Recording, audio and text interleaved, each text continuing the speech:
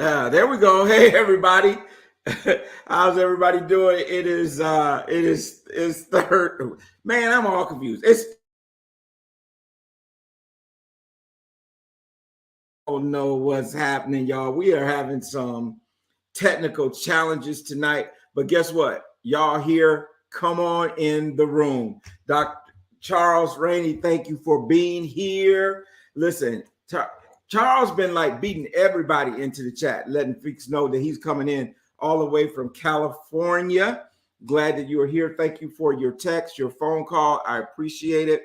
So everybody, let us know where you're watching from, what city. I know we got some New Jersey folks going to be dialing in tonight. So put in the chat box where you are watching from. We are glad that you are here at the Real Money Coach Show. This is our last show for the month of August. Believe it or not, the year is flying by, and we will soon be in September. Letting you know what's coming up in September.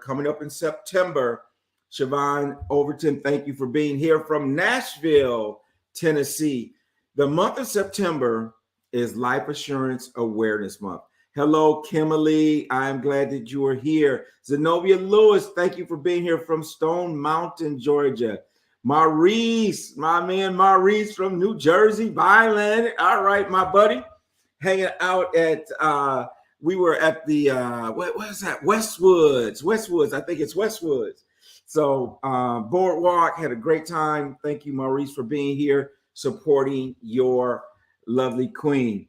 So we are excited to be on the show tonight. We're excited to have you here. As I was mentioning, okay, I had to correct myself. Sherrod is not from Nashville. She's from Murfreesboro, Tennessee. And so my good friend, Pastor McCarroll there just celebrated his anniversary. And we have Alice Martin is in the house. Alice, thank you for being here. Had a wonderful time at Alice's 80th birthday party. I guess it's okay to say that. Normally you don't say a lady's age on air, right? But I think Alice is cool with it. Wonderful time there. And it's a lot been going on, you all. And so a lot to share, a lot of great things that have happened. And so what I want to do is I'm going to bring my co-host on here in a second. Y'all know her, but I think what I want to do is we're going to bring Michelle on. I don't want to do this, Michelle, but I got to do it. Let's bring Michelle on, and so we can talk about what's been going on. Michelle. Hey, Tony. There we go. Hey, Michelle. Hey, Tony. You can't hear me? I can hear you. I can't. Oh, you eating my popcorn? I'm sorry. Oh, my bad. You eating my popcorn? Tavia. Oh, my goodness. You eating my popcorn? I'm sorry. He brought it to Michigan. I didn't get it. He took it back. Okay, I guess you got to go over to Concord and get me some up. I got to go there and send you some popcorn. Michelle, this is cherry wine. Ooh. Don't nobody in the house like it but me. Really? Well, good for you. I didn't take this one. This wasn't for you in Michigan. But it is good stuff. I'm telling you. I'm going to send you some. Okay. I did bring it. I did bring it. So, how you doing, Michelle? I'm doing good. I didn't do that to rub that in. Of course not. It's good popcorn. It's good popcorn. So, Michelle, what's been going on? How you doing? I'm doing good. You know, today's been, I don't know, but I'm good. It's been one of those days, one of those weeks. One of those days. What I want to ask you about, listen here, we got Omaha, Nebraska. I don't know that we've ever had anyone from Nebraska on the show. Listen, hey, Rovine Allen, thank you for being here. So tell me about this contest that you were judged for. Oh, yes. I was the judge at the Kalamazoo Black Expo pitch competition. So I do the financial modules of the beta program, and then they get an opportunity to pitch their businesses and win $5,000. First prize was 5,000, second prize was 1,500, and third prize was 500. So I got Sweet. to this is my third year judging at the pitch competition, and this year was very challenging. Was it, so a lot of was. good pitches. It was a lot of good pitches. Yes, there were a lot of good pitches. So we had 4 people that ranked real high. Okay. And so there's the first, second, and third prize. First, second, and third prize. And how much do they get? 5,000 is the top prize. 1,500, $5,000. Okay. Yep. 1,500 second and 500 third. Okay. And so But this was a one-day pitch. I mean, this is just one day. 3 minutes. We got North Dakota. We got people all over. Love it. Oh my. So it was a one-day pitch. Yeah, 3 minutes. They had 3 minutes to pitch. Okay. And then do they repitch? Did they make it to the next round or? No, they just all pitch. We had 9 participants and we ranked them. Like we had a rubric. Okay. So we ranked them and then we picked our top 3, and the 3 judges then picked the top of our top 3s. We picked the top 3. Yeah. Okay. Gotcha. Yeah. Put them in order in ranking. Yeah. Okay. Got it. Man, my godson need to be in that pitch. I mean, come on. Yes, he does. And I told him that he was there. Okay. He was there. Actually, Beta is an incubator program for Black entrepreneurs here in Kalamazoo. And it's 4-month intensive, Gotcha. like intensive. So for completing the program, they all get $5,000 anyway. Then they get an opportunity to pitch for an additional funds. Yeah. Oh, that's pretty cool. That's great. Because we support entrepreneurs, especially absolutely. entrepreneurs 100%. So but Tony, I had to get on them though. You had to get on. Now that was over the weekend, right? That was over the weekend, yeah. So that was the same weekend we were in Michigan, but you were tied up doing that. So yeah, I was doing the pitch competition. Yeah. So we blew into Michigan and blew out. I know. Yeah, because we had to go get some stuff. Look, can I show you what we had to go get? What you had to go get? We got this little gem right here. Right. This is the Black I Am Awards, Tony and Elisa Jackson, Patriarch and Matriarch Power Couple.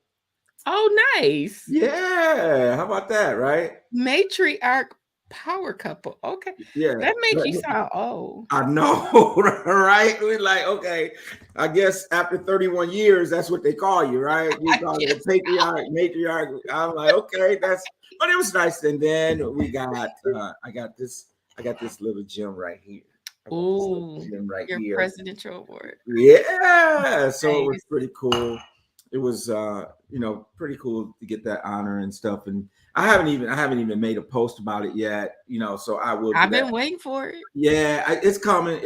I just got to get it prepared. I've just been busy. Edith Matthews, thank you for being here. Mariah, thank you for being here from North Dakota. Listen, we got a great crowd tonight because we have a great guest that's going to be with us. And I don't know if you saw any of the clips. I was looking for you, Michelle, because I now have a TikTok. Did I tell you I had TikTok? I just started a TikTok. I'm not on TikTok, Tony. I know I couldn't tag you on TikTok. I was looking to tag you on TikTok. I got me a little TikTok. I looked for Dante too, but it was so many Dante Robinsons. I'm like, which one is it, right? And so I wanted to tag you. I look for our guests, and so I'm brand new. Don't even know what I'm doing, but we're on there. I'm gonna have to get a hold of my godson so he can give me some pointers. I know he knows all of it, right? Right.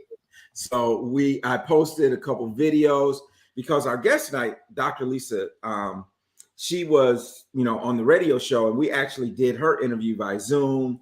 And so I kind of put a couple of those reels out there so people could see what they're in store for tonight.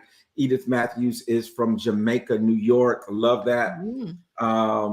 I have yet to go to New York City. It's on my bucket list, Edith. I'm going to New York City. I've never been to New York City. And we said that that's what we're going to do. We're going to do New York City, and we're going to do Martha's Vineyard. We're going to do all that, right? So we're going to do that as a vacation, you and your Tony and me and my Lisa. We're going to do that. Renee, thank you for being here, also in Stone Mountain. So let me tell you a little bit about our guest. Wonderful, wonderful person. Wonderful, wonderful power pack professional sister, right? So Dr. Lisa Coney-Fonville is really turned out to be a really great customer, really great friend. Hosted Lisa and I when we were there a couple of weeks ago in New Jersey, and we just had a wonderful time. It seemed like, you know how you connect with people and it seemed like you've known them for a long time. Mm-hmm. That's kind of how it was, you know, when we were out there. And she hosted a financial empowerment brunch. And she is an author. She is a international speaker. She is a transformational life coach, among other things. And so we're going to let her come in and kind of fill in where I left off. And we're going to bring Dr. Lisa to the stage.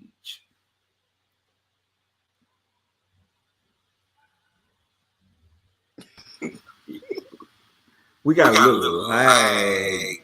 There we go. There we go. All right. Dr. Lisa. Hello, everybody. How you doing? So,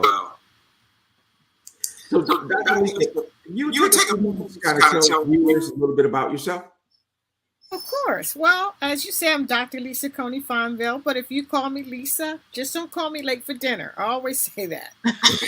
Yes, I am my top priorities, my full-time job is a wife and mother. Mm-hmm. Everything else, that's my first ministry. Everything else is secondary after that. You know, my 9 to 5, my business, the whole bit. So I do have a business. It's called Elite Life Coaching. Elite is an acronym for Empowered Life, Inspired to Elevate.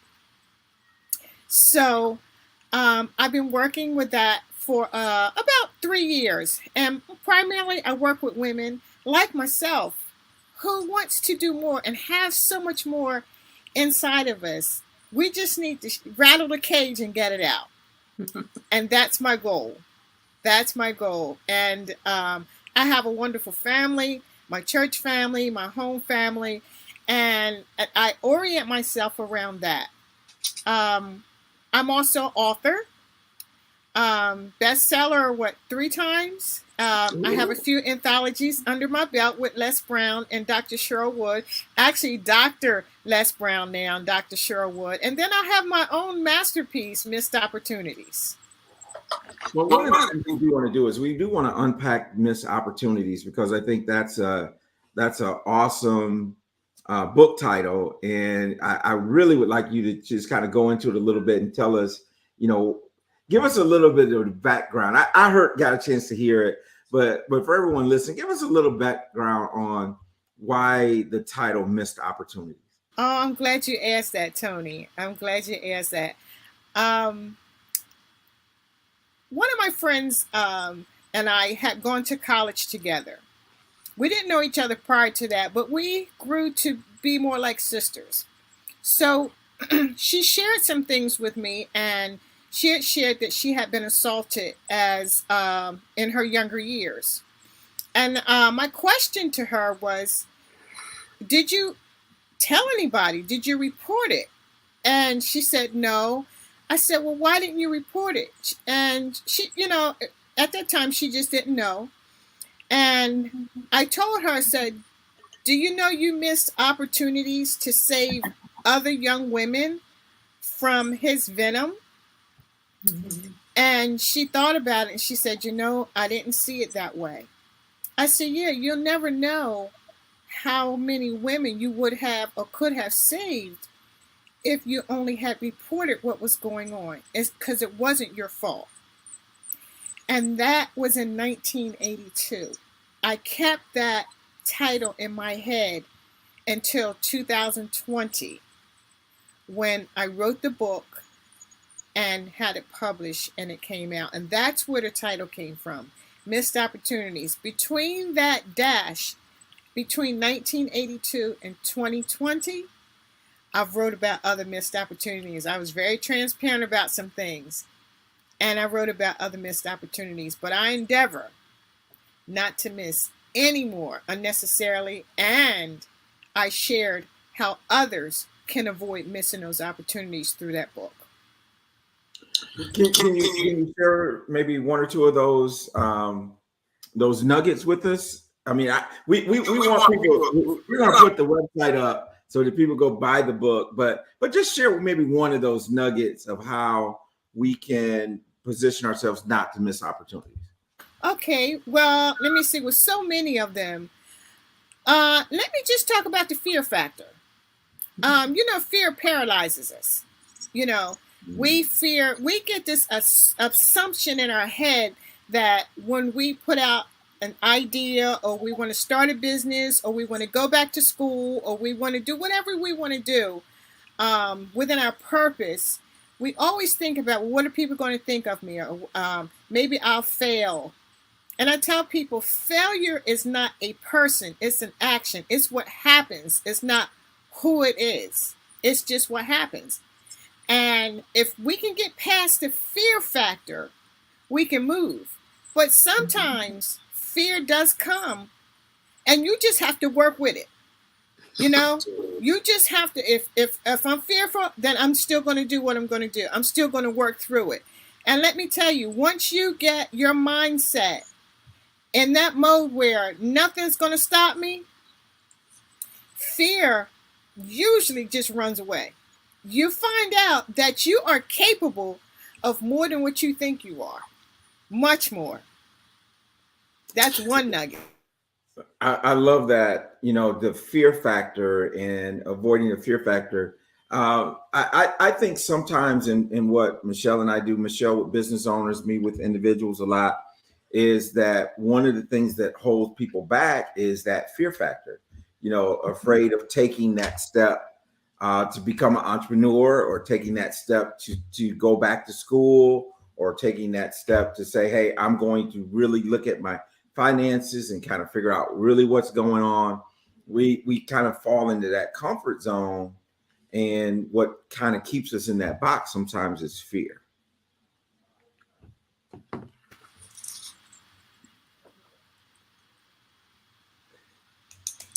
And so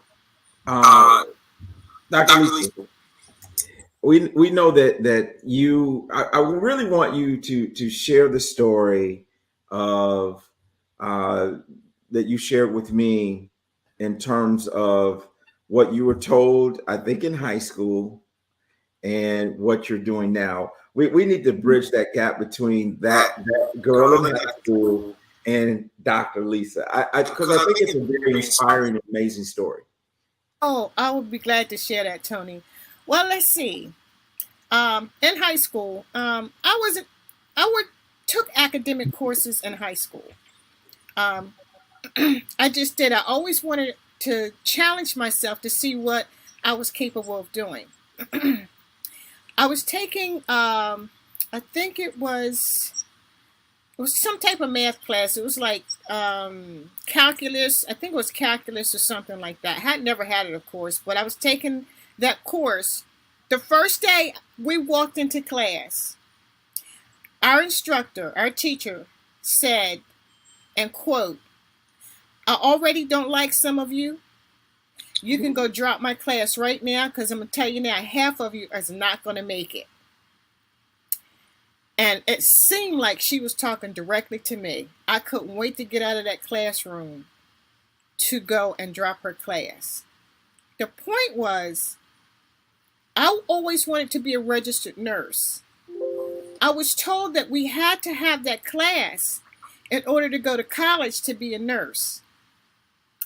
So once I graduated high school, I didn't go to be a nurse because I thought I had to have that class. There I was, assuming again, not asking questions, not inquiring, but I was young. I didn't know. I didn't have the guidance that I needed to help me along the way to become what I wanted to be. So I went to college, and that's where I met my friend, where I was able to get the title of my book from. After that, I came out. I worked for a utility company for 11 years. Still wasn't satisfied. When they were laying off, I chose to take the severance package, and I went back to school. Got to college, and I tried to get in the nursing program. The first year, they wouldn't let me in. I kept going back. I kept taking my prerequisites. The second year, I was let into the nursing program. And at that point, when I found out that I didn't need calculus to get into the nursing program, I just wanted to disintegrate. I'm like, all these years. And that's why I say, don't let anybody tell you what you can't do. Unless it's God, everybody else, they can just shut it down. So here I am now with my doctorate degree in education. I never got a chance to go to an HBCU. And embarrassingly, I was an adult until I found out what HBCU meant. Because I didn't have the guidance, and the people around me. My guidance counselor, he was African American, never told any of us students. He signed our papers to get our courses for the next semester and told us to get out of his office. That was how it was for us. But guess what? I am now a professor, an adjunct professor at Lincoln University in Pennsylvania. So I didn't get to go to one, but I get to teach at one. Who knew?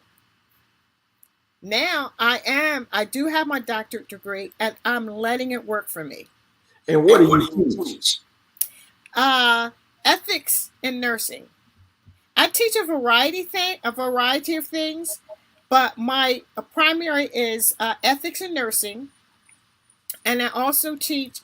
I also teach global nursing. So we learn about all the nursing programs around the world and how their healthcare system works in Scotland, works in Norway, works in Europe, works in Africa, or if they even have a healthcare system.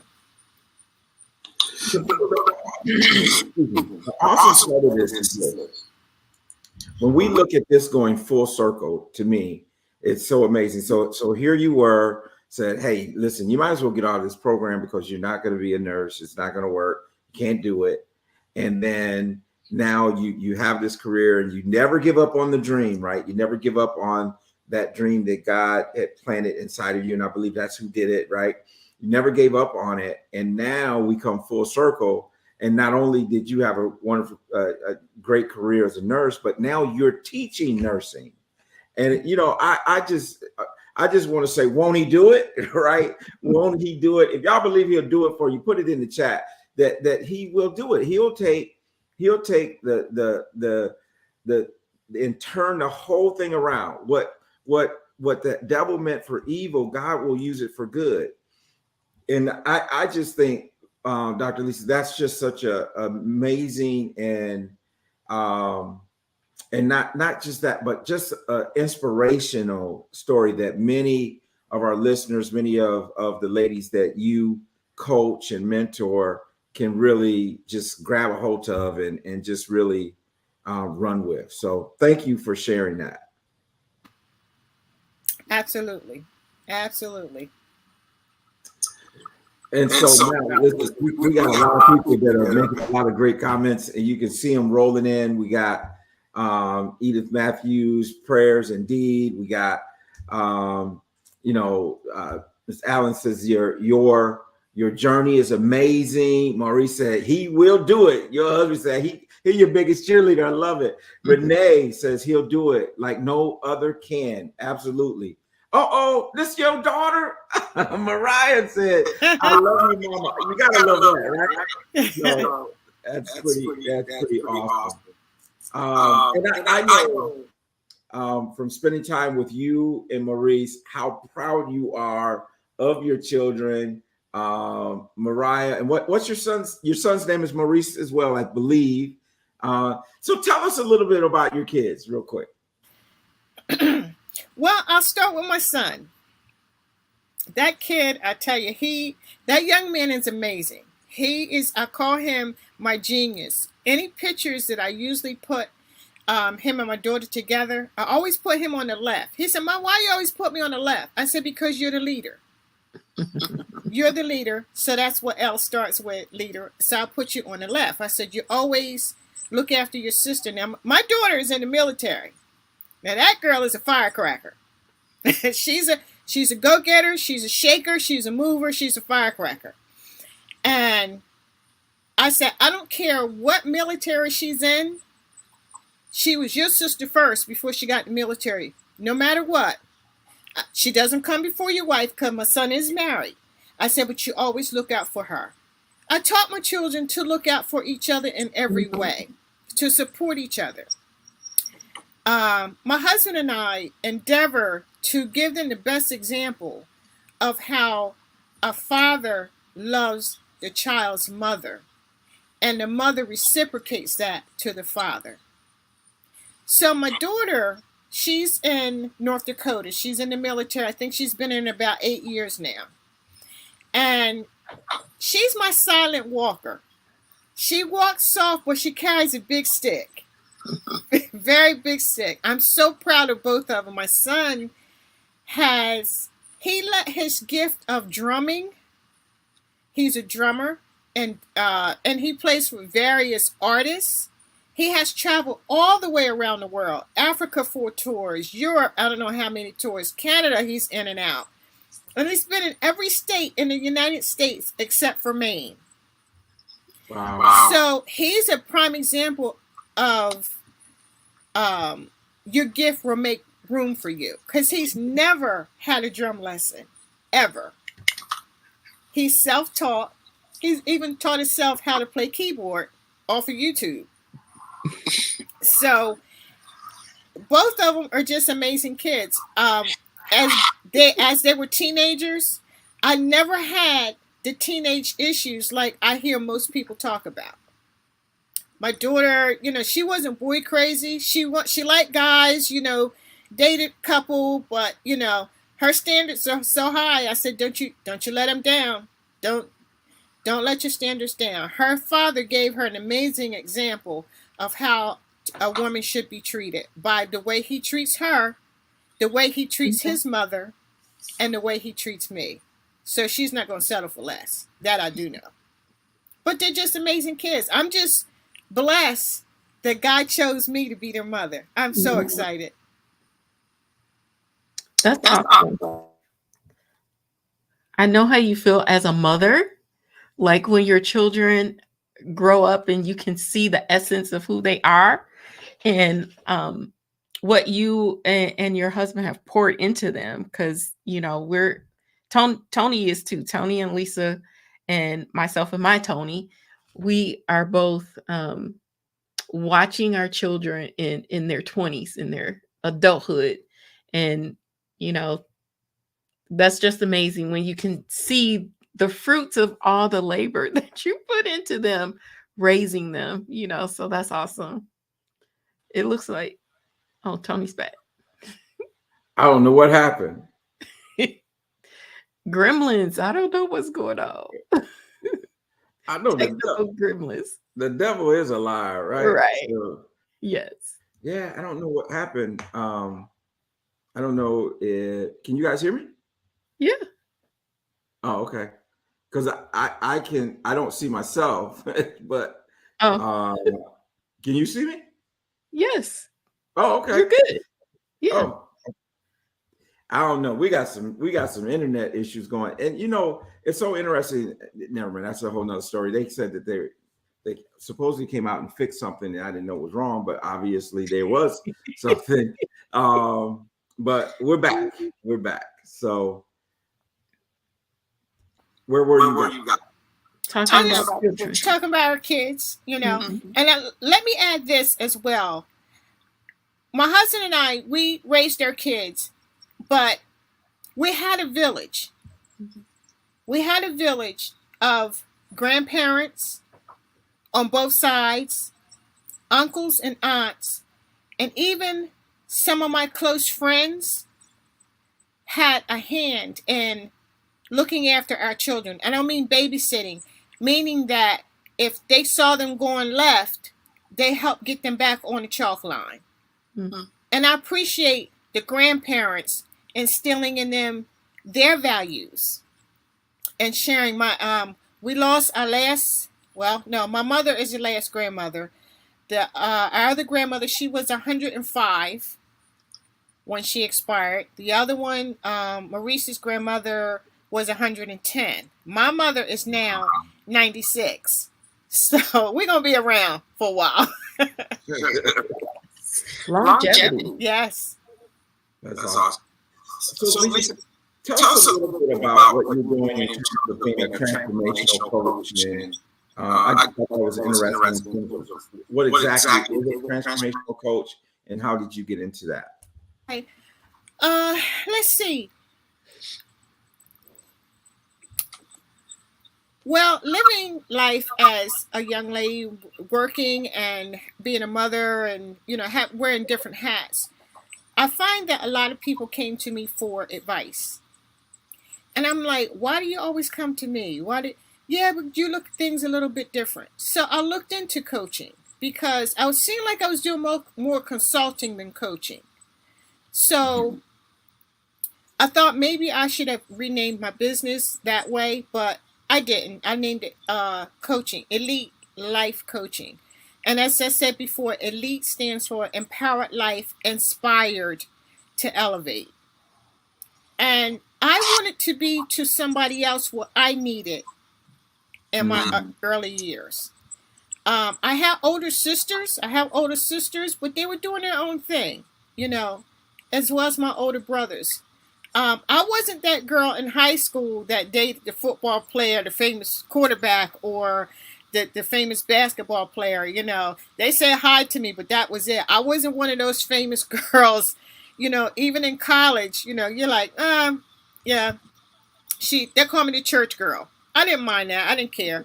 Right. But I know what they meant by it, So when I didn't have things to help me transition from one phase of my life to another, I had to scratch and fight for it. I didn't know the resources. As I told you, I didn't get to go to a HBCU because I really didn't know about them. And how does an African-American black child, not know about HBCU coming up? I just don't understand that. But I was that kid. I was that young lady. So what I did, I vowed that anybody's life that I can touch in a way that will help them, that I was going to make that happen. So what I did, you don't go in things just unadvisedly. I took a course and got my certification. I really wanted to dig into it to see, am I doing the right thing? Am I saying the right thing? Am I offering the right thing to my clients? And as a registered nurse, a lot of times you do that education anyway. You have to educate your patients about their diseases, their diagnosis, their medications. So you constantly educating, talking, giving resources. So I said, you know what? My husband said, why don't you monetize that? Because you're giving all this free information out. You could be doing something different here. So that's why I stepped out fearfully. I said, nobody wants to hear what I have to say. He said, why not? Why is the phone always ringing in? So I did what he said. I stepped out and I haven't regretted it. So what I mean by transformational, it means that we're going to go from one phase of your life where you are now. We're going to recognize where you are. We're going to deal with that. And we're going to find out where you want to be. And in between that, we're going to see how we can get you there. I always tell them, I don't know everything, and I don't claim to know everything. But I know other people that do know more than me. You know what I mean? Resources. Prime example. Tony, you came all the way to New Jersey, you and your beautiful wife, Elisa, to grace my people with the information that you had. I'm still getting compliments about the information. They're not really talking about the food or the venue, they're talking about the information that you relayed to them. They're like, wow, this is amazing.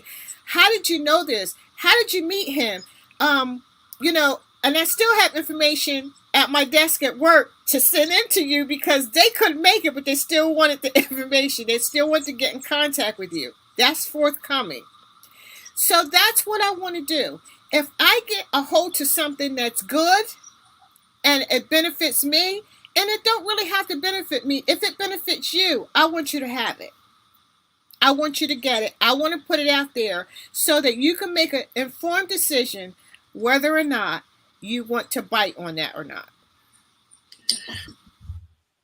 Well, one of the things I was thinking about is she was talking about that, Michelle, in terms of what you always say about turning your profit into your passion into a profit. And yeah. So, and I know that you're going to be coming out with that again. That's going to be restarting. So yes, it is. So looking forward to that. And you know, I was just the fact that you, Dr. Lisa, said to me, you know, will you come to New Jersey? Will you do this? I thought was just so amazing because you cared enough about your community to say, let's bring some information. And whether people act on the information or whether they just take it in and act on it later. I mean, once we put it on the plate, it's up to them to eat. And you did a wonderful job with that. And I was going to ask you, you know, kind of what kind of sparked you to do that. But I think you kind of talked about that a little bit. But would there be anything more that you'd add to it?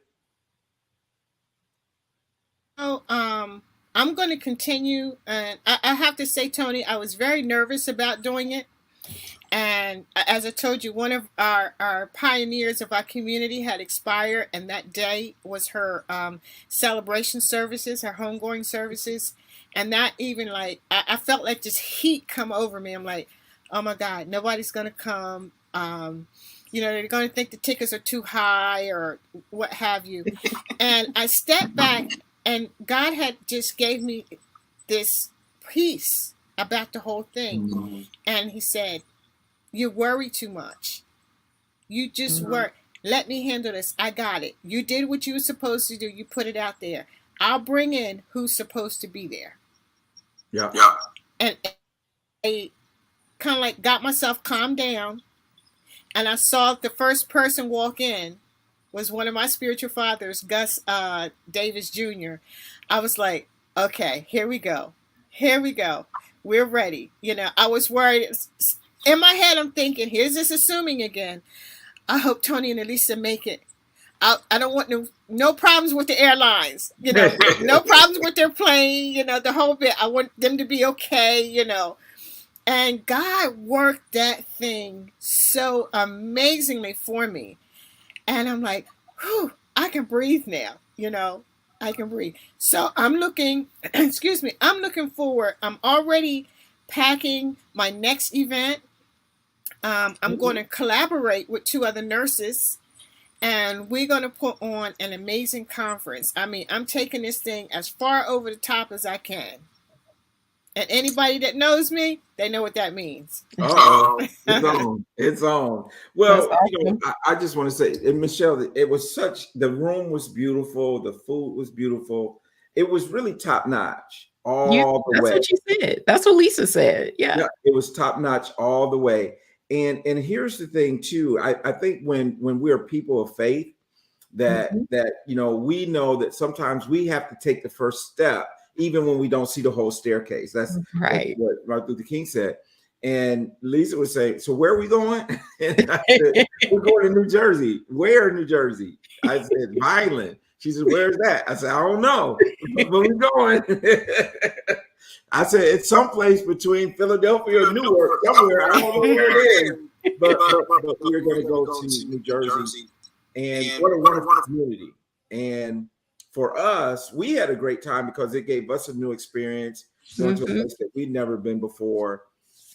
And then when we got a chance to go to the boardwalk and spend some time with you and Maurice, I mean, it was great because I got my steps in, I got my exercise in, we got a chance to and you ate a donut, if I recall. Funnel cake. Funnel cake. Right. But okay. I tried to get him on a ride, Michelle, but he wasn't going at slingshot. He wasn't having it. No. Michelle knows me. I don't do roller coasters. Let me tell you this, everybody, Dr. Lisa. The last time I was on a roller coaster, it was kind of Michelle's fault, honestly. I'm going to be honest with you. Yes. So we were in California as students, and we were at Great American or something. And so I was dating, we in love. We just talking in line. I'm just talking, Lisa, Michelle. We just talking, and we in whatever line. I'm thinking we get on this little train, and they get me on a roller coaster, crying like a baby.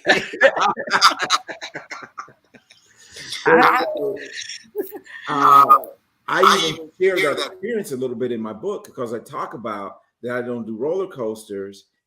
The other thing I don't want my money on a roller coaster, right? I don't want my money doing this on a roller coaster where you don't know what's going to happen. Is it gonna be a dip? If it's going to go up? And here's the thing: the analogy of the roller coaster and your money.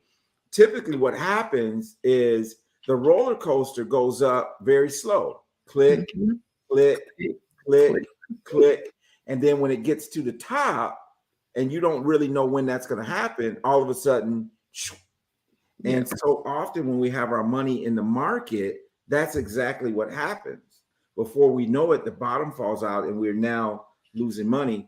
And what I enjoy is being able to put people in a position where that doesn't happen to them and it doesn't happen to their money. And so, but anyway, so yeah, we had a great time there.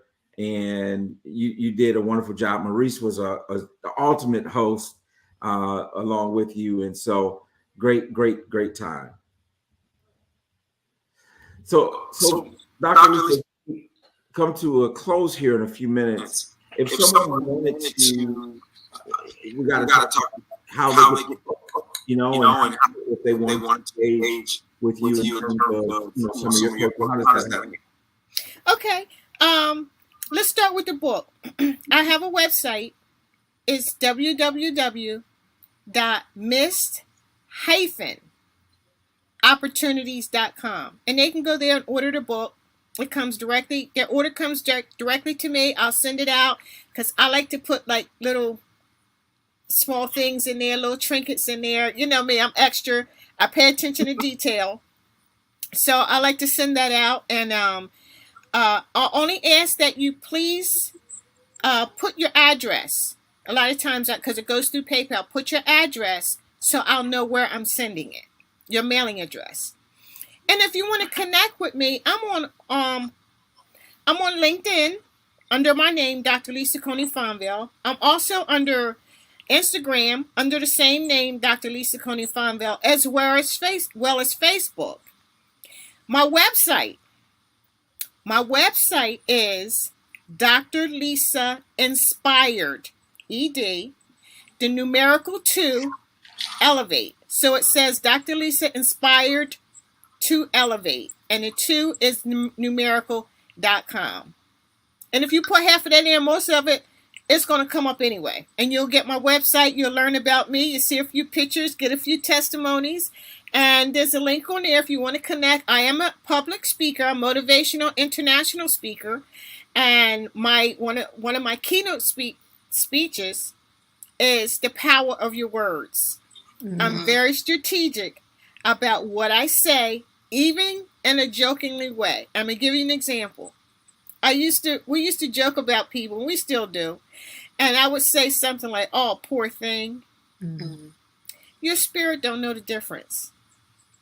So I never want to put that out on somebody that they're poor. And I don't mean far as finances only. I don't want them to be poor in spirit. I don't want them to be poor in love. I don't want them to be poor in education or poor in knowledge. So I stopped saying that. Because your words have power. God used words to create the universe. And if he can do that, we can do the same thing. So I don't want to create any havoc by my words in my life, my family's life, or anybody I connect with. What do you say to that? Right. That's awesome. Yeah. I believe the same thing. You know, your words, the words you speak have life, and they bring things into existence that doesn't exist. So be careful of the words that you speak.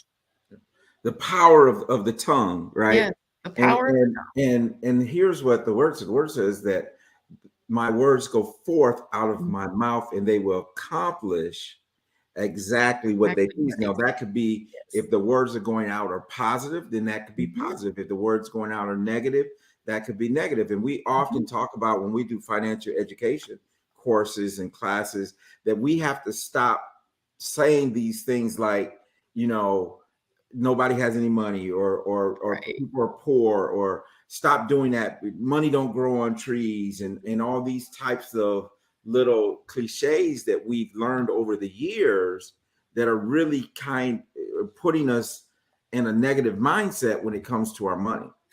And not only that, but it also puts us into a negative mindset about other things as well. Like you said, Dr. Lisa, it's not just about money, but being poor in spirit. The same thing about our health, the same thing about our relationships.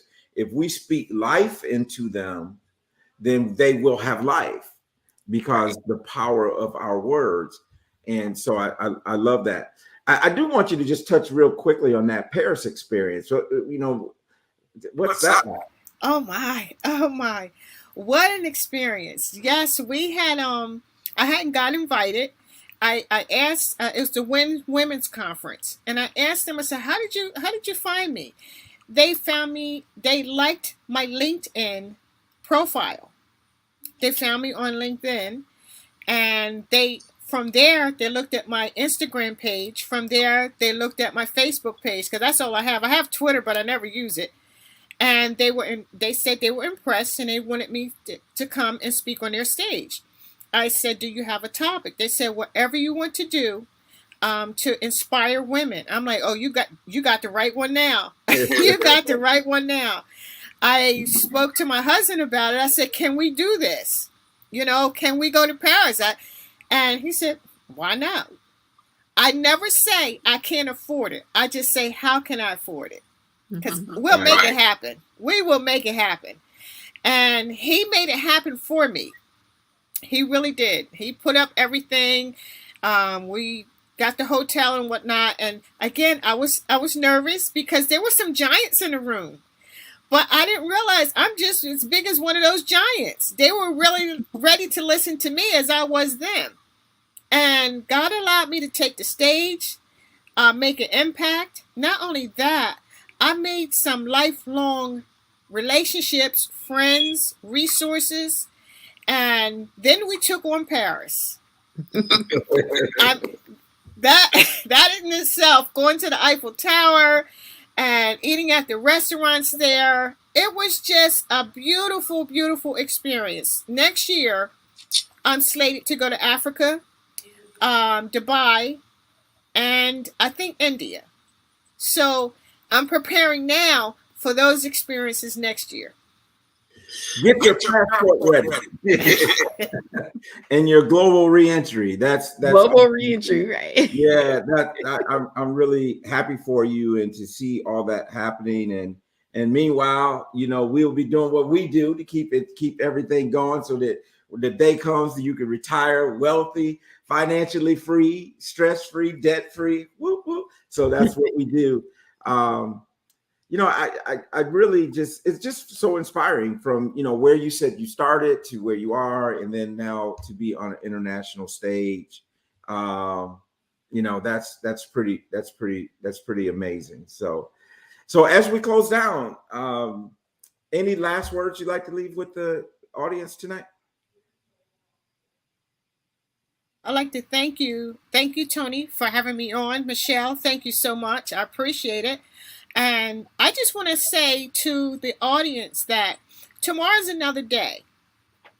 There's nothing we can do about tomorrow. There's nothing we can do about yesterday. You can't change history. Once it's carved in, that's it. But I want to encourage you to maximize every moment that you have, because tomorrow things can turn upside down. Not that it will, but it can. It has that propensity to turn upside down. Enjoy your life. Don't waste time trying to get there and not enjoying the journey. Because if you don't do that, once you get there, you have less time to enjoy what you're trying to accomplish. So enjoy every moment of your life, because every second of your life has purpose. Awesome. Michelle. Last words for today. Yes, I 100% agree. Every moment has purpose.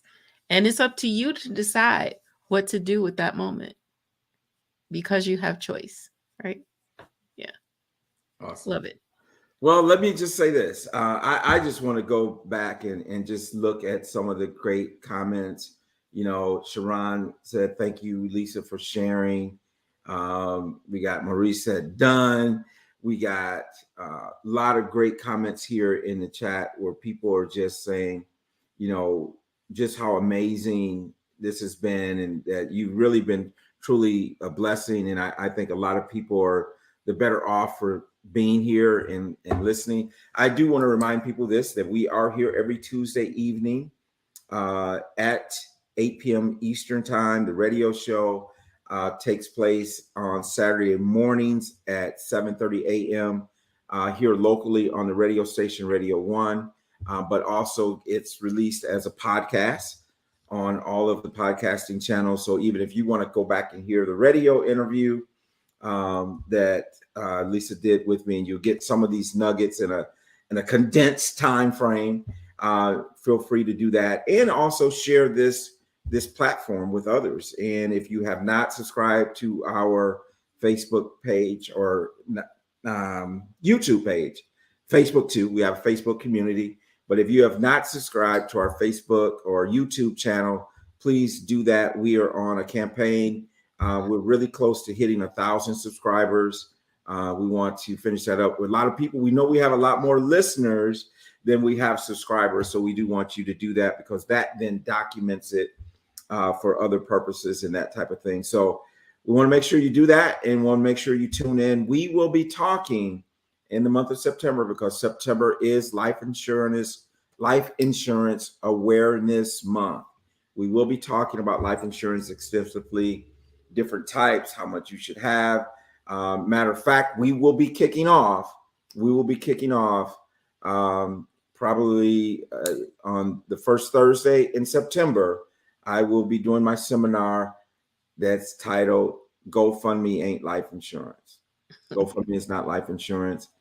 So we'll dig into some things there. And I get it. And as many of you know, my wife's dear cousin, 19-year-old, and at least I don't think we shared this with you. We got that call the morning before we left New Jersey that he had passed in a car accident. And I was very honored to do his eulogy over the weekend.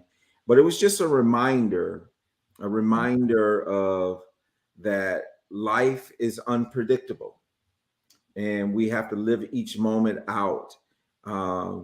It's with joy, and despite how things may be going in your life or how you may think they're going, just relish every moment and love your loved ones. Our pastor, our first lady, recently passed, and these things just remind us that we're mortal beings. I mean, we're not going to live forever, and no one knows the time nor hour.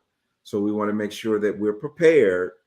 We want to make sure that we're prepared spiritually. We want to make sure that we're prepared financially, and we want to make sure that our relationships are in the right order. Because you don't know if you will have time to apologize or say, I'm sorry. We don't know if that will be afforded to us or not. So with that, anyway, just live life to its fullest. Thank you, Dr. Lisa. Michelle, thank you as always. My girl, my wife's best friend in the world. And so we love you, and everybody have a wonderful night, and we will see you next week. And we will be talking to a young lady who was a widow very early in age. And sometimes this is what we do. Just kind of a note on that. Sometimes what we always do, we talk about the people who die who do not have life insurance. That is the headline. Well, we're going to talk to someone whose husband did have it and what difference it made in her life when she was widowed in her 30s. And so we want to just make sure that you tune in for that. It'll be another inspiring show here on The Real Money Coach. Y'all have a wonderful night. Thank you for tuning in. Good night. Good night.